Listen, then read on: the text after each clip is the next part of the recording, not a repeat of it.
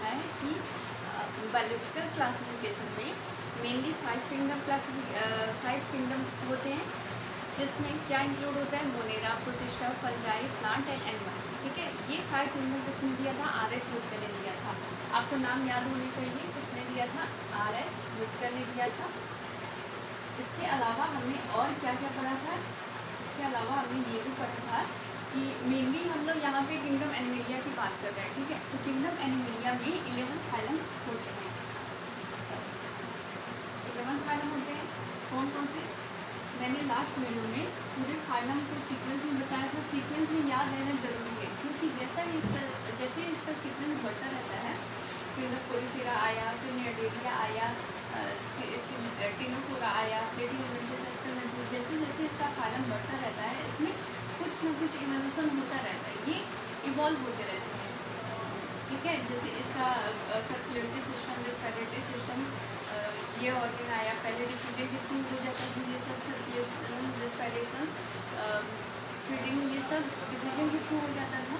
Aquatic organism फिर बढ़ता गया, फिर उसके लिए अलग ऑर्गन आया, हार्ट आया सर्कुलेशन के लिए, रेस्पिरेशन के लिए।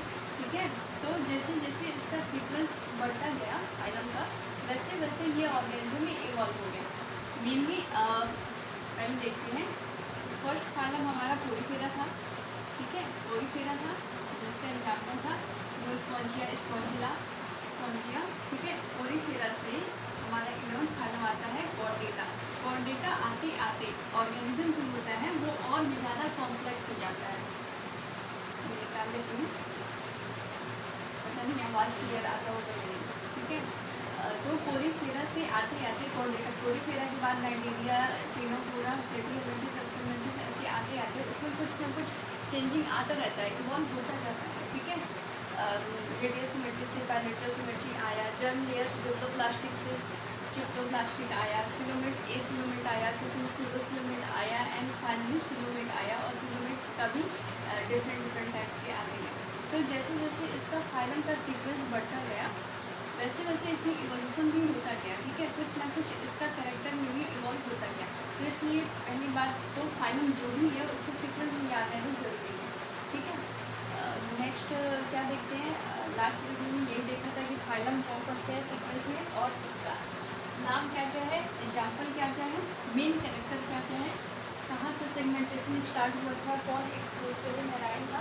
ठीक है, कुछ चीज़ें मैं बता देती हूँ, जो भी दिमाग में आ रहा है वो सब बताते जा रही हूँ। एक्सक्लूसिवली मेराइन में कौन इंक्लूड होता है?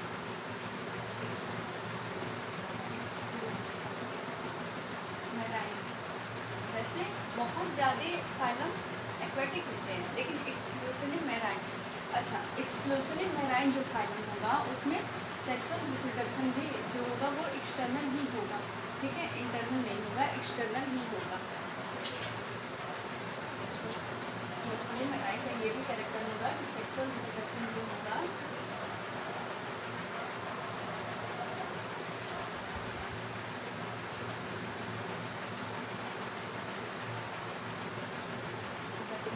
वो एक्सटर्नल होगा। कौन कौन से होते हैं?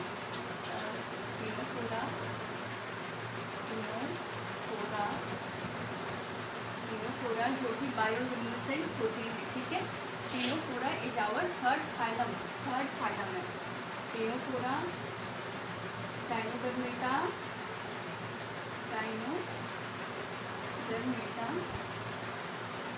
एंड यूनिकोडा।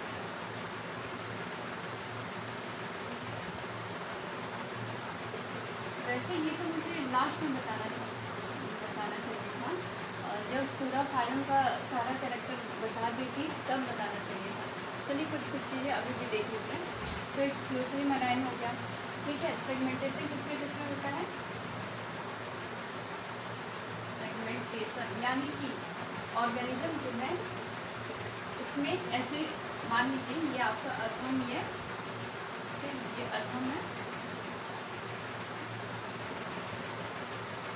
इसमें छोटे छोटे रिंग लाइक बने रहते हैं, सेगमेंटेशन होता है, उसकी बॉडी में बहुत सारा सेगमेंट बना रहता है। ठीक है, वो भी किसी में ट्रू सेगमेंटेशन होता है, किसी में खास होता है, किसी में सिंगल भी होता है। जैसे राउंड होल है उसमें ट्रू सेगमेंटेशन नहीं होता। अब देखो ट्रू सेगमेंटेशन क्यों नहीं होता है और होता है जिसमें, उसमें क्यों कहा जाता है कि ट्रू है, क्योंकि जिसमें ट्रू सेगमेंटेशन होता है उसके एम्ब्रियोनिक डेवलपमेंट से ही सेगमेंटेशन स्टार्ट हो जाता है। ठीक है, एम्ब्रियोनिक डेवलपमेंट में ही सेगमेंटेशन होने लगता है। और किसमें होता है ट्रू सेगमेंटेशन? इसका एग्जांपल कौन है? तो Annelida, Arthropoda and Chordata. Annelida का तो नाम से ही पता चलता है, क्या पता चलता है? नाम से ये पता चलता है एनेलिडा एन्यूल वर्ड से बना है। एन्यूल का मतलब होता है लिटिल रिंग, छोटे छोटे रिंग होते हैं उनके बॉडी के। अर्थ्रोपोडा जो है हमारा लार्जेस्ट फाइलम है। एंड कॉर्डेटा जिसमें मैमल्स आते हैं, वर्टिब्रेट्स आते हैं, फिर मैमल्स आते हैं जिसमें उनकी आते हैं, उसका भी बहुत लंबा चौड़ा क्लासिफिकेशन है। वैसे इसका इतना कुछ लिस्ट नहीं बनाई हूँ मैं, इतना कुछ याद नहीं है मुझे कि क्या इसमें बेसिक मुझे बताना है, लेकिन हाँ कुछ टर्म्स आपको बेसिक बताना है, कुछ टर्म्स बताना है, कुछ टर्म्स बेसिक भी बताना है, उसका डिफिनीसन,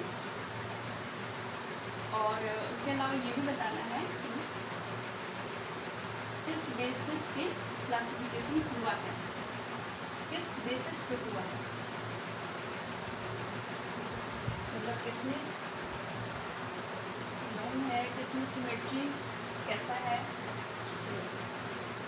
बहुत रेड हो गया, अब ब्लू हो गया।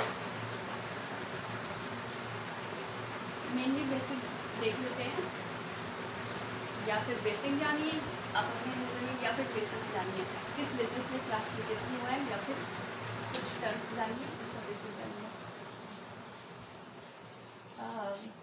पहले देखते हैं सिमेट्री के बारे में। सिमेट्री क्या होता है? सिमेट्री सेकंड है हमारा सीलोम, थर्ड है हमारा, थर्ड क्या है? जर्म लेयर के बारे में देखेंगे। ठीक है, जर्म लेयर के बारे में। एक मिनट,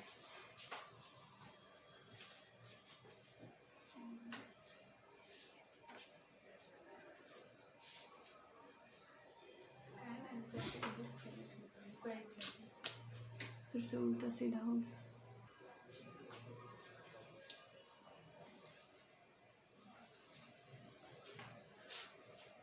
हाँ सिमेट्री, तो पहले देखते हैं सिमेट्री क्या होता है।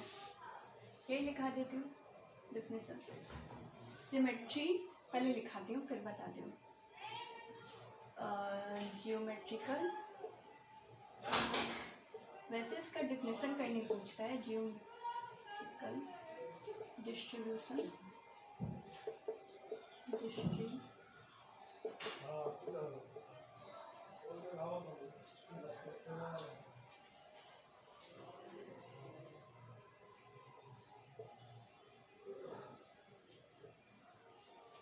Geometrical distribution of the body of an animal, एक एनिमल की बॉडी का डिस्ट्रीब्यूशन। चलिए इसको डिफिनेशन से ज़्यादा समझ में नहीं आएगा, इसको समझना पड़ेगा। इसको भी हटाती हूँ, पहले बताती हूँ सिमेट्री क्या होता है। देखो डिफिनेशन तो हम देख लिए कि geometrical distribution of the body of an animal, किसी भी एनिमल के बॉडी का जियोमेट्रिकल डिस्ट्रीब्यूशन। ठीक है, अब इसको समझते हैं। जैसे कोई भी ऑर्गेनिज्म है, अगर उसके बॉडी को ऐसे कट किया जाए कि उसका सेंट्रल एक्सिस से पास होता हुआ, सेंट्रल एक्सिस से कटता हुआ वो कितने इक्वल पार्ट्स में डिवाइड हो जाए। ठीक है, अगर वो 2 इक्वल पार्ट्स में डिवाइड होते हैं तो वो बायलेटरल सिमेट्री होते हैं। ओके, अगर वो 2 से ज़्यादा इक्वल पार्ट्स में डिवाइड हो जाएंगे तो वो रेडियल सिमेट्री होता है। तो जैसे हमारा एक बॉडी है, हमारे बॉडी का अगर ऐसे कट करेंगे कि वो सेंट्रल एक्सिस से पास भी हो जाए और वो इक्वल पार्ट्स में भी डिवाइड हो जाए, तो कैसे कट करेंगे? हम ऐसे खड़ा ही कट करेंगे और 2 ही पार्ट्स में डिवाइड होगा। इक्वल पार्ट्स में अगर डिवाइड करना होगा तो 2 से ज़्यादा तो हो नहीं सकता है। 2 पार्ट्स में होगा तो एक तरफ एक आँख आएगा, एक तरफ एक आँख, एक तरफ नोज का एक पार्ट, कान का एक पार्ट, ऐसे जाएगा। तो 2 इक्वल पार्ट्स में डिवाइड हुआ, इक्वल पार्ट्स में डिवाइड हुआ। अब वो इक्वल पार्ट्स में कितना डिवाइड हुआ? तो 2। बायलैटरल सिमेट्री हो गया। अब वही कोई ऑर्गेनिज्म है, जैसे कि हाइड्रा। हाइड्रा का एग्जाम्पल हम लेते हैं, ये हमारा रहा हाइड्रा। इसमें बहुत सारे टेंटिकल्स लगे होते हैं, ठीक है। इसमें बहुत सारे टेंटिकल लगे होते हैं, ठीक है। ये जरूरी नहीं है इतना 4 है, यहाँ पे 4 है तो 4 रहेगा। अब इसको अगर कट करेंगे, ऐसे कट करेंगे कि ये सेंट्रल एक्सिस से पास नहीं हो जाए, तो ये जितना इक्वल पार्ट्स में, अगर 2 से ज़्यादा इक्वल पार्ट्स में बनाएगा तो वो रेडियल सिमेट्री होगा, 2 इक्वल पार्ट्स में बनाएगा तो बायलैटरल सिमेट्री होगा। तो इसका जो, इसको अगर कट करते हैं सेंट्रल एक्सिस से पास होता हुआ, तो ये एक तो ऐसे भी कट हो सकता है तो भी इक्वल पार्ट्स में होगा। दूसरा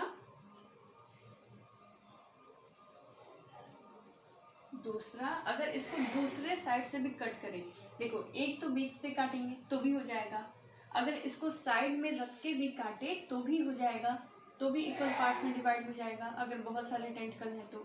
अगर वही इधर से भी उसको काटे, ठीक है, तो मतलब उसका इक्वल पार्ट्स में डिवाइड हो जाएगा।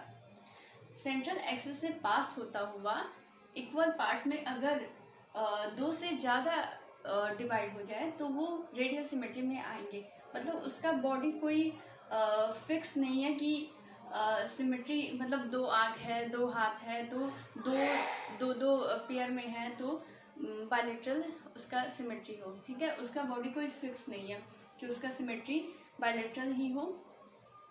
उसमें बॉडी अगर जैसे स्पॉन्ज का ही है, स्पॉन्ज का ही बॉडी है तो उसका भी कोई फिक्स नहीं होता है। स्पॉन्ज में या तो रेडियल सिमेट्री होता है या तो एसिमेट्री होता है, ठीक है। क्योंकि इसको अगर कट किया जाए तो ना ये पार्ट आधा होगा ना ये पार्ट आधा होगा, अगर यहाँ से भी कट किया जाए तो भी ये आधा आधा नहीं होगा। इसका बॉडी तो सिमेट्रिकल होता ही नहीं है, इसके बॉडी को हम जियोमेट्रिकल डिस्ट्रीब्यूट कर ही नहीं पाते हैं, लेकिन किसी किसी पोरीफेरा में कर भी लेते हैं। तो इसलिए किसी किसी में रेडियल सिमेट्री हो जाता है, किसी में एसिमेट्रिकल होता है, ठीक है। तो सिमेट्री मतलब यही हुआ कि सेंट्रल एक्सिस से पास होता हुआ अगर किसी ऑर्गेनिज्म को हम कट करते हैं तो उसमें अगर 2 पार्ट में 2 इक्वल पार्ट्स में डिवाइड होगा तो वो बायलैटरल सिमेट्री हुआ।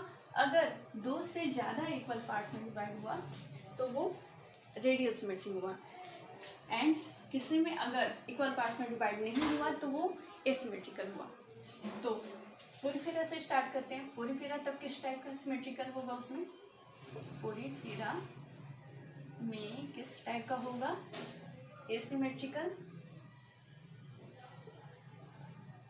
मैं यहाँ पर एसिमेट्रिकल लिखवा रही हूँ, लेकिन बहुत सारे अलग अलग राइटर के बुक में रेडियल सिमेट्रिकल भी दिया जाता है, एसिमेट्रिकल के साथ रेडियल सिमेट्री भी होता है, और एक में तो मैंने radial symmetry and bilateral symmetry दोनों पढ़ा था, ठीक है। चलिए नेक्स्ट है हमारा नाइडेरिया टिनोफोरा। नाइडेरिया को ही सिलेंट्रेट कहते हैं, ओके, नाइडेरिया को ही सिलेंट्रेट कहते हैं। टिनोफोरा में सी साइलेंट है, ctenophora don't notice on my handwriting. And echinodermata spiny body होता है, जिसका स्पाइनी बॉडी होता है। पेंटामेरस होता है, एक्सक्लूसिवली मैराइन होता है। क्या मैं बता रही थी, हाँ, तो इसमें किस तरह का सिमेट्री होता है, इसमें रेडियल सिमेट्री होता है, रेडियल सिमेट्री होता है।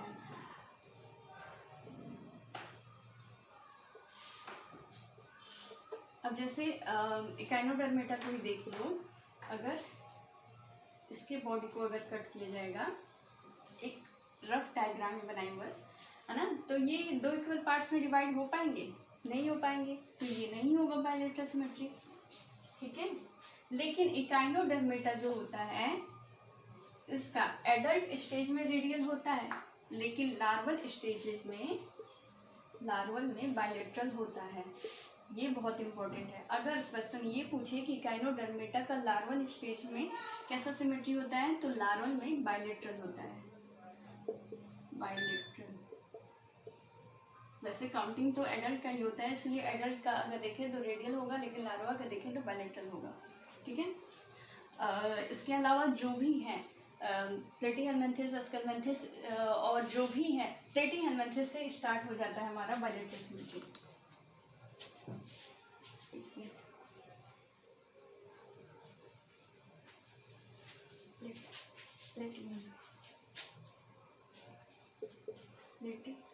प्लेटीहेलमिन्थेस फ्लैटफॉर्म्स होते हैं, पैरासिटिक होता है, एक्वाटिक भी होता है। प्लेनेरिया जो एक्वाटिक है, प्लेनेरिया जो है रीजनरेशन का सबसे अच्छा एग्जाम्पल है। क्या बता रहे जी, हाँ यहाँ से हमारा बायलेट्रल सिमेट्री स्टार्ट हो जाता है। प्लेटीहेलमिन्थेस से बायलेट्रल सिमेट्री स्टार्ट हो जाता है और चलते रहता है क्वाड्रेटा तक, ठीक है। फिर हम आते हैं सेकेंड पॉइंट, हम लोग को क्या जानना था, सीलोम। सीलोम क्या होता है? सीलोम भी जो ट्रू सीलोम होते हैं उनको सीलोमेट्स कहा जाता है। जो ऑर्गेनिज्म सीलोम जिनमें होता है उसको क्या कहा जाता है, सीलोमेट्स कहा जाता है। नहीं होता है एसिलोमेट होता है, स्यूडोसिलोमेट भी होता है। स्यूडोसिलोमेट मात्र एक ऑर्गेनिज्म है, एस्केलमिन्थेस। चलिए क्या बता रही थी, सीलोम। इसका डेफिनेशन क्या है, देखिए मान लीजिए जो भी स्पेस होता है हमारे बॉडी में, alimentary canal and body wall के बीच में जो स्पेस होता है उसको सीलोम कहा जाता है। और स्पेशली अगर वो मेसोडर्म लेयर से लाइनिंग होता है, 3 लेयर होता है, इसके बारे में आगे मैं बताने वाली हूँ। जर्म लेयर जो होता है वो 3 लेयर जो होता है, एकाइनोडर्म्स, मेसोडर्म्स एंड क्या बता रही थी मैं, ectoderm, mesoderm and endoderm, 3 layer से लाइनिंग होता है। यही तीनों लेयर को जर्म लेयर कहा जाता है, ठीक है, जर्म लेयर कहा जाता है। तो इन तीनों लेयर में जो मेसोडर्म से जो लाइनिंग होता है हमारे बॉडी कैविटी का, और वहाँ पर जो स्पेस होता है उसको सीलोम कहा जाता है।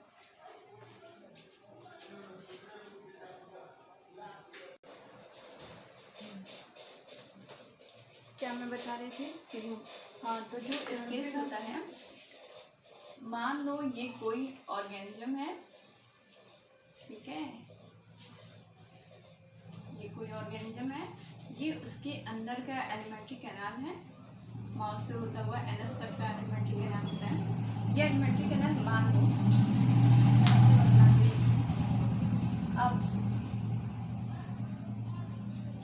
अब इसके बीच में जो स्पेस होता है, ये जो स्पेस है इसको सीलोम कहा जाता है, ठीक है। अगर ये स्पेशली मेसोडर्म से लाइनिंग है तो ये ट्रू सीलोम होगा। यू सीलोमेट्स या फिर ट्रू सीलोमेट कहा जाएगा इसको, ट्रू सीलोम, ट्रू सीलोम कहा जाएगा, ठीक है। मेसोडर्म से लाइनिंग होता है। अगर वही ये सीलोम जो है ये मेसोडर्म से लाइनिंग ना हो, यहाँ पर अगर मेसोडर्म ना हो, ठीक है, ये मानो मेसोडर्म है लो वाला, और ये मेसोडर्म अगर ना हो तो इसको स्यूडोसीलोम कहा जाएगा। मतलब स्पेस तो है लेकिन मेसोडर्म से लाइनिंग नहीं है तो उसको स्यूडोसीलोम कहा जाएगा, यानी कि फॉल्स सीलोम कहा जाएगा। और जिसमें स्पेस हो ही ना, यार स्पेस हो ही ना, उसको एसिलोमेट कहा जाएगा, उसको एसिलोमेट कहा जाएगा, ठीक है। जल्दी जल्दी बताती हूँ, बहुत झगड़ा हो रहा है आसपास। क्या बता रही थी, हाँ, एसिलोमेट कौन होता है, एसिलोमेट जो होता है पोरीफेरा से लेकर पूरा प्लेटीहेलमिन्थेस तक एसिलोमेट होता है। पोरीफेरा टू प्लेटी यानी कि फ्लैट वॉर्म्स प्लेटीहेलमिन्थेस तक एसिलोमेट होता है। क्या होता है, एसिलोमेट्स होता है। नेक्स्ट एकमात्र जो हमारा एस्केलमिन्थेस होता है, एस्केलमिन्थेस वो स्यूडोसिलोमेट होता है। इसमें सीलोम तो होता है बट मेसोडर्म से लाइनिंग नहीं होता है, स्यूडोसिलोमेट होता है, ओके। नेक्स्ट है हमारा एस्केलमिन्थेस के बाद एनेलिडा आर्थ्रोपोडा। तो एनेलिडा से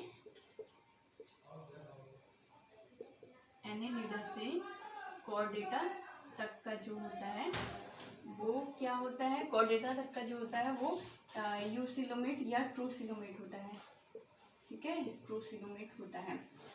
इसमें भी सिलोम भी बहुत तरह के होते हैं, मतलब मेनली तो दो टाइप के होते हैं, साइजोसिलोम एंड इकाइनोसिलोम।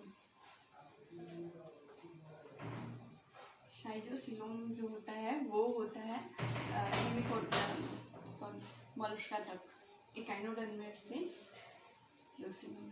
इकाइनोसिलोम में स्टार्ट हो जाता है। चलिए नेक्स्ट है हमारा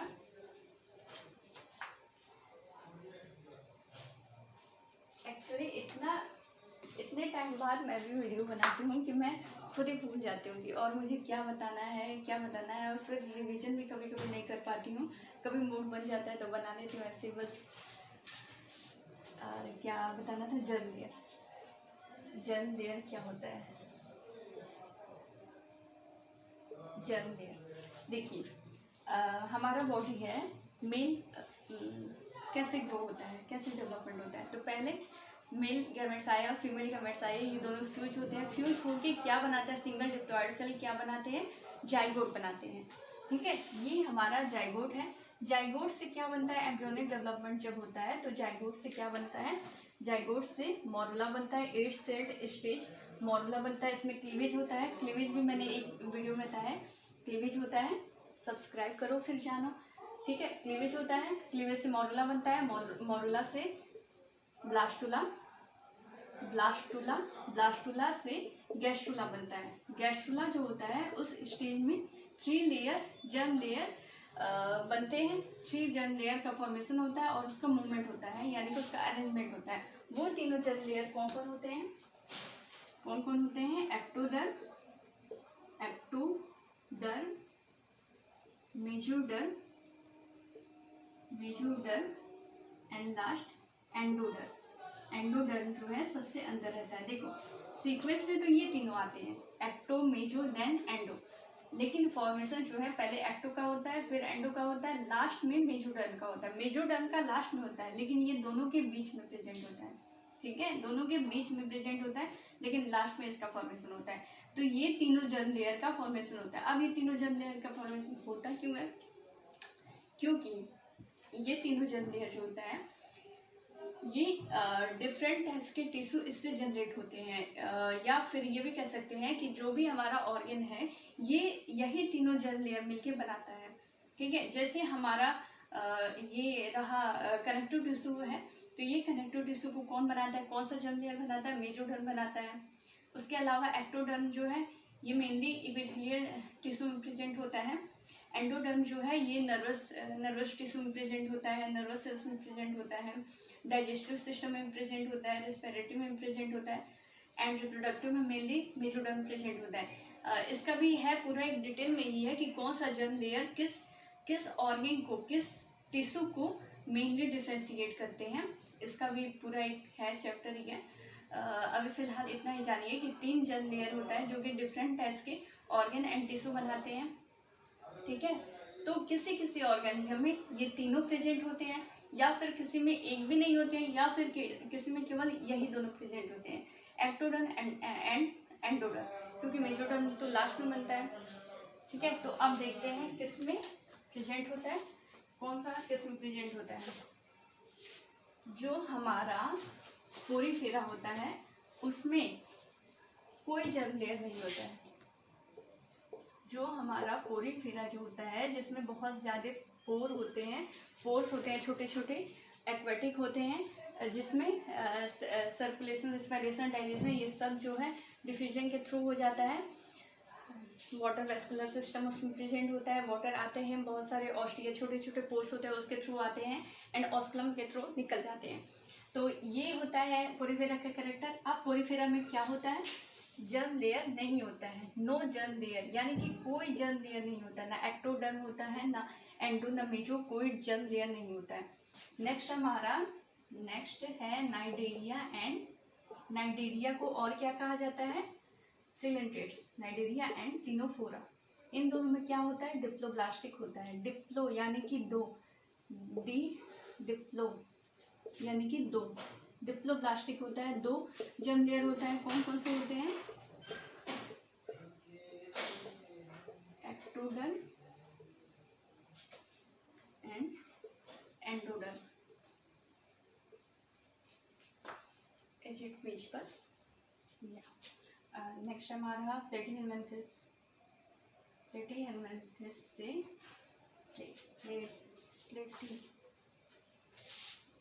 प्लेटीहेलमिन्थेस पूरे कॉर्डेटा तक ट्रिप्लोब्लास्टिक होता है, यानी कि ट्रिप्लो यानी कि तीनों लेयर होता है। ट्रिप्लोब्लास्टिक तीनों लेयर होता है। एक्स्ट्रा कौन आ जाता है? मेसोडर्म आ जाता है। मेसोडर्म आ जाता है। देखो मेसोडर्म जर्म लेयर तो आ गया, लेकिन सिलोमेट नहीं आ पाया। ठीक है, अभी वहाँ तक जाते जाते एस्केलमेंथिस तक सिलोमेट आ भी गया, तो मेसोडर्म उसका जो सिलोम होता है वो सिलोम मेसोडर्म से नहीं लाइन होता है, इसलिए स्यूडोसिलोम होता है। किसमें स्यूडोसिलोम होता है? एस्केलमेंथिस में। ओके, तो अभी तक मैंने क्या बताया फिर से बताती हूँ। अभी तक मैंने 3 चीज़ों के बारे में मेनली बताया। इसके पहले तो सेगमेंटेशन, एक्सक्लूसिवली मेराइन और ये सब छोटे छोटे बात बताए थे। क्या बताया? सिमेट्री के बारे में बताया। सिमेट्री मेनली 2 टाइप के होते हैं, 3 मान लो। एक तो asymmetry, radial symmetry and bilateral symmetry. Okay, coelom acoelomate जिसमें होता ही नहीं है, pseudocoelomate and coelomate, true coelomate जो होते हैं, एंड जर्म लेयर जिसमें नहीं होता है, एक भी नहीं होता है, और किसमें 2 होते हैं डिप्लोप्लास्टिक एंड किसमें 3 होते हैं ट्रिप्लोप्लास्टिक। अब देखो किसमें क्या होता है, पोरिफेरा से स्टार्ट करते हैं। इसका और भी मुझे कैरेक्टर बताना है, लेकिन आज कुछ बेसिक बताया है मैंने। पोरिफेरा में क्या मैंने बताया? सिमेट्री का क्या था फॉर्मूला? एसिमेट्रिकल होता है, एसिमेट्रिकल होता है एंड एसिलोमेट होता है। Acoelomate, no germ layer.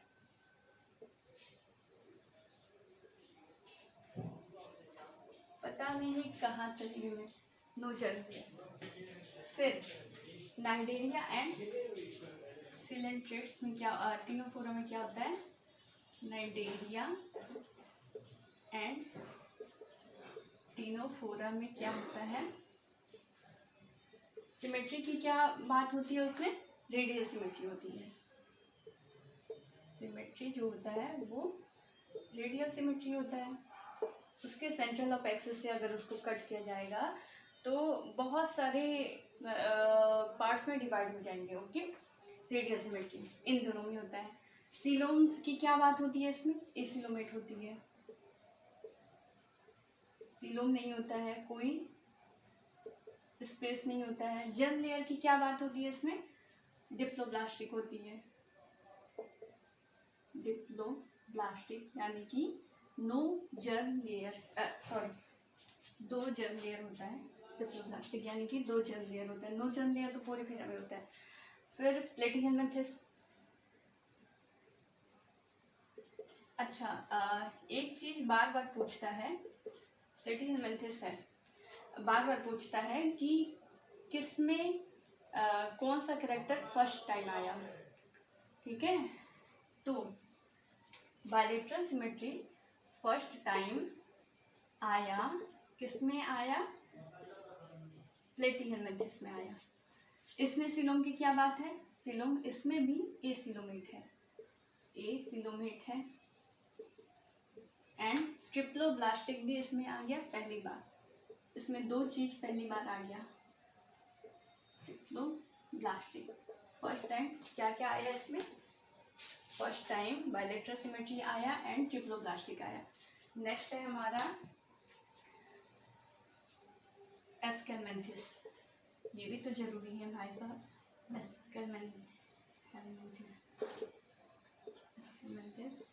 में बायलैटरल सिमेट्री होता है, हाँ वही होता है, बायलैटरल सिमेट्री होता है एंड ट्रिप्लोब्लास्टिक होता है, ये सही है। एक चीज़ अलग होता है यही कि इसमें स्यूडोसिलोम होता है। स्यूडोसिलोम यानी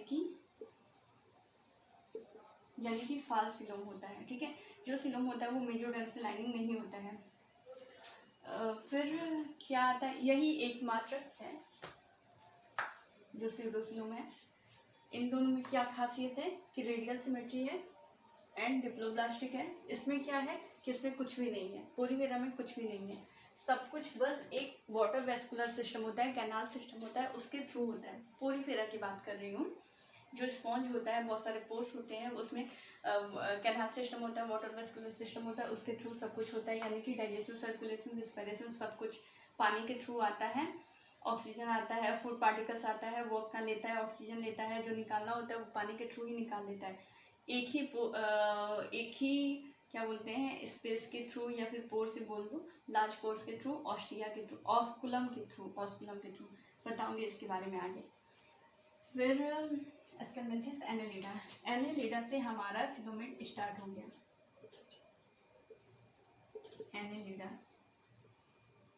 एनेलिडा इसमें बायलैटरल सिमेट्री होता है, ट्रिप्लोब्लास्टिक होता है एंड सिलोमेट स्टार्ट हो गया हमारा।